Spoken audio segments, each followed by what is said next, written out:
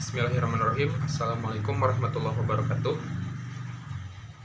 Perkenalkan, nama saya Orto Widarazak. Saya dari kelas Sosiologi D.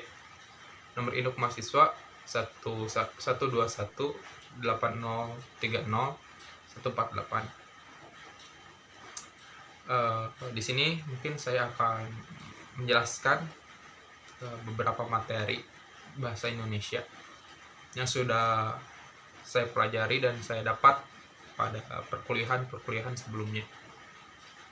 Yang pertama mungkin saya akan membahas mengenai pengertian, fungsi, sifat, manfaat, dan lain sebagainya mengenai bahasa. Bahasa secara umum adalah sebuah pikiran seseorang yang menjadi perantara penyampai pikiran seseorang. Itu secara umum mungkin. Bahasa bisa diaplikasikan melalui ucapan, gerakan, ataupun dan yang lainnya. Terus lalu sejarah singkat bahasa. Mungkin awal mula kenapa ada bahasa, sebenarnya banyak teori yang menjelaskan, tetapi mungkin saya di sini ambil kesimpulan saja yang saya dapat. Bahasa itu ada karena memang adanya peradaban yang berkembang. Ketika manusia mulai berpikir, ketika manusia sudah diberikan pikiran, maka di situ secara tidak langsung bahasa itu muncul dan tercipta. Lalu untuk manfaat bahasa sendiri, bahasa ada beberapa manfaat tentunya. Yang pertama mungkin bahasa itu bisa sebagai bahasa resmi suatu negara. Lalu yang kedua bisa menjadi alat kebudayaan dan ilmu pengetahuan. Dan yang ketiga adalah pengantar untuk dunia pendidikan. Itu terkait manfaat bahasa secara umum dan secara keseluruhan. Lalu ada beberapa sifat bahasa. Yang pertama mungkin ada sistematis. Pasti yang dinamakan bahasa itu harus sistematis gitu. Artinya bisa tersampaikan dengan cepat.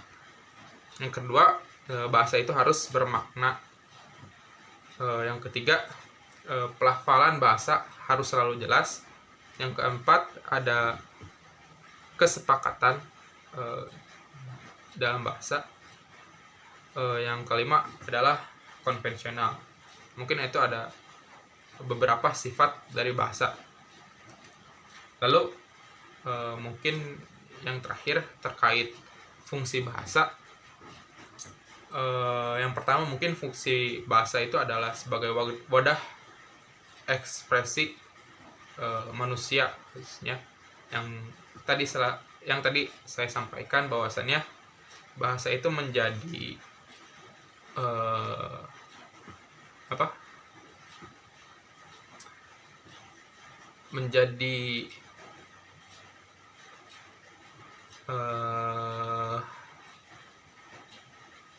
perantara antara pikiran manusia dengan apa yang dia ucapkan atau dia lakukan. Artinya fungsi bahasa itu adalah sebagai wadah berekspresi. Itu pertama mungkin untuk fungsi bahasa. Terus yang kedua, fungsi bahasa itu sendiri adalah untuk sarana komunikasi antar manusia. Yang ketiga adalah fungsi bahasa adalah sebagai wadah integrasi, artinya bahasa sebagai pemersatu. Dan yang ketiga dan yang keempat, bahasa sebagai kontrol sosial, karena secara tidak langsung bahasa dengan kita berbicara atau mengekspresikan diri itu bisa menjadi kontrol sosial yang akan mengakibatkan perubahan sosial untuk kedepannya. Itu pertama mungkin terkait materi, pengertian, fungsi, sifat, dan manfaat bahasa. Lalu selanjutnya ada materi diksi atau pemilihan kata. Pertama mungkin secara pengertian. Diksi menurut Mustaqim, diksi atau pilihan kata adalah kegiatan untuk memilih kata secara tepat dalam mengungkapkan maksud dan tujuan sesuai dengan situasi dan kondisi. Itu artinya penggunaan diksi sendiri secara tidak langsung adalah sebagai bentuk penggambaran situasi dan kondisi yang sedang dialami. Lalu yang kedua ada fungsi diksi. Fungsi diksi ada beberapa. Satu, melambangkan ide yang diungkapkan secara verbal.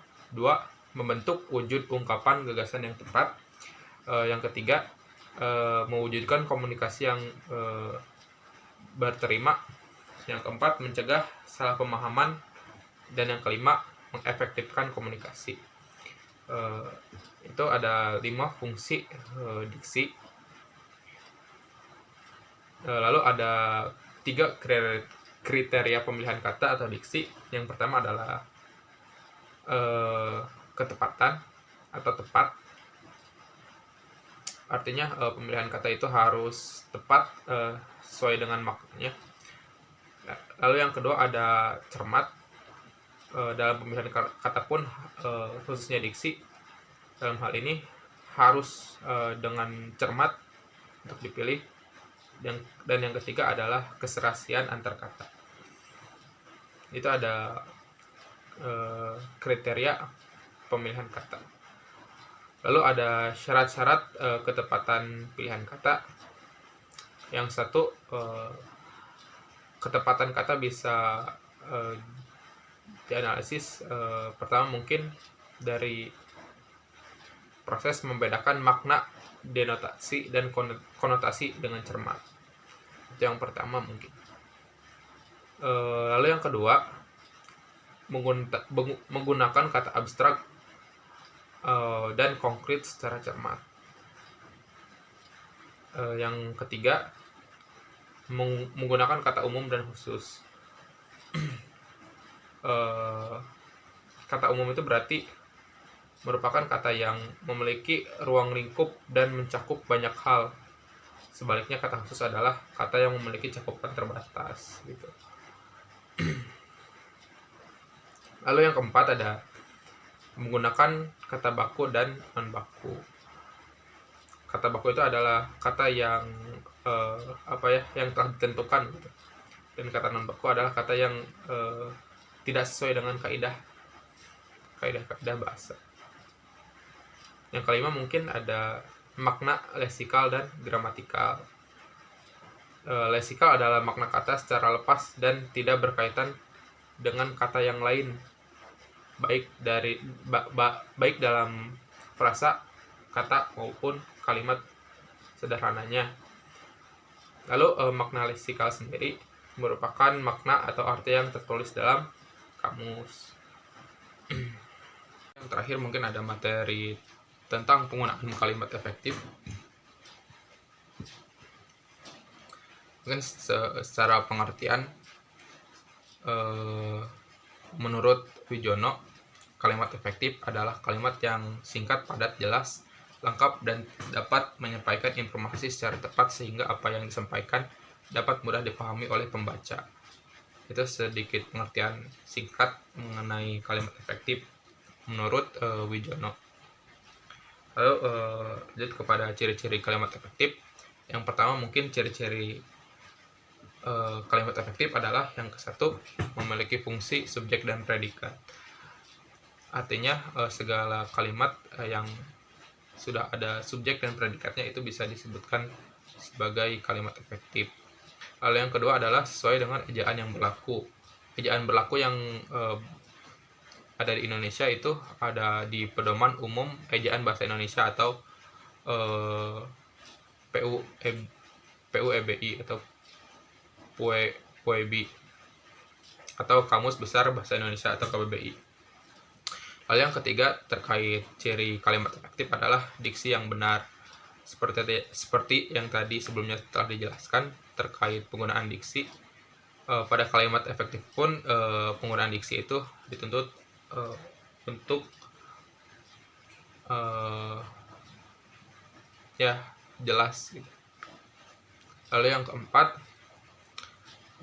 untuk ciri kalimat efektif sendiri adalah adanya kesepadanan antara struktur bahasa dan berpikir logis.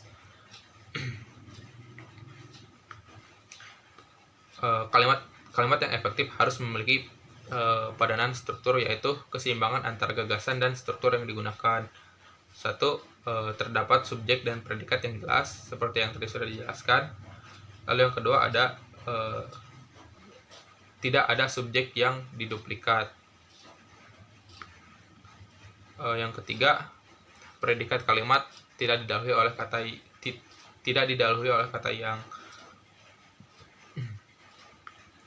Lalu yang kelima terkait ciri kalimat efektif adalah penekanan pada gagasan utama. Itu harus selalu diperhatikan. Yang keenam, penggunaan kata yang efektif itu juga berpengaruh pada nantinya kalimat yang dibuat gitu. Ketika kata yang digunakan efektif, otomatis kalimat yang dibuat pun otomatis efektif gitu.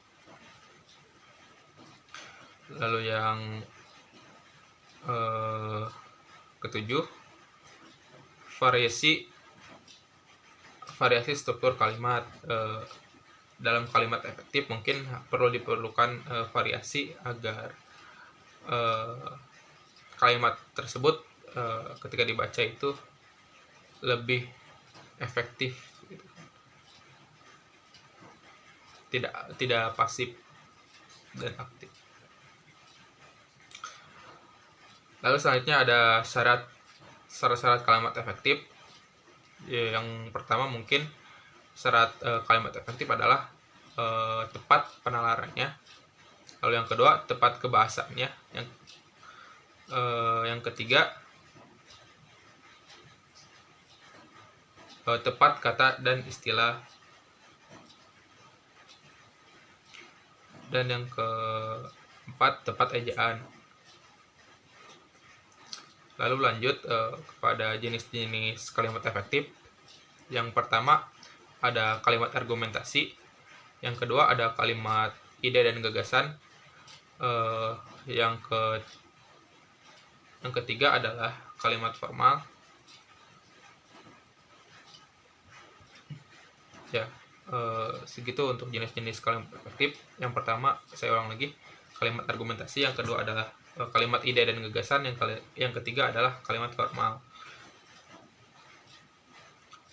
Untuk fungsi kalimat efektif sendiri, menurut Haji Dalman dalam bukunya berjudul Keterampilan Membaca 2016 menjelaskan bahwa kalimat efektif adalah kalimat yang berfungsi untuk menyampaikan gagasan, ide, pesan, atau informasi secara jelas dan tepat sehingga pembaca mengerti dan memahami maksud dari si penulis.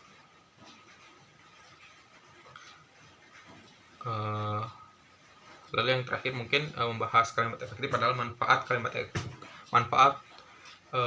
kalimat efektif itu sendiri. Yang pertama mungkin dari manfaat kalimat efektif. Yang pertama, menghemat penggunaan kata. Yang kedua, waktu yang digunakan dalam berkomunikasi menjadi lebih efisien. Yang ketiga, menata pola kalimat menjadi lebih padat. Yang keempat, membantu menata pola pikir menjadi lebih logis dan ringkas. Yang kelima, penyampaian gagasan menjadi lebih mudah dipahami. Dan yang keenam, mengurangi tafsir ganda dalam penyampaian gagasan. Mungkin sekian dari saya terkait penyampaian materi-materi bahasa Indonesia yang sudah saya pelajari. Mohon maaf bila banyak salah kata, salah tingkah, dan salah laku. Terima kasih banyak. Ditutup dengan doa. Rabbana atina fid dunya hasanah wa fil akhirati hasanah wa qina adzabannar. Assalamualaikum warahmatullahi wabarakatuh.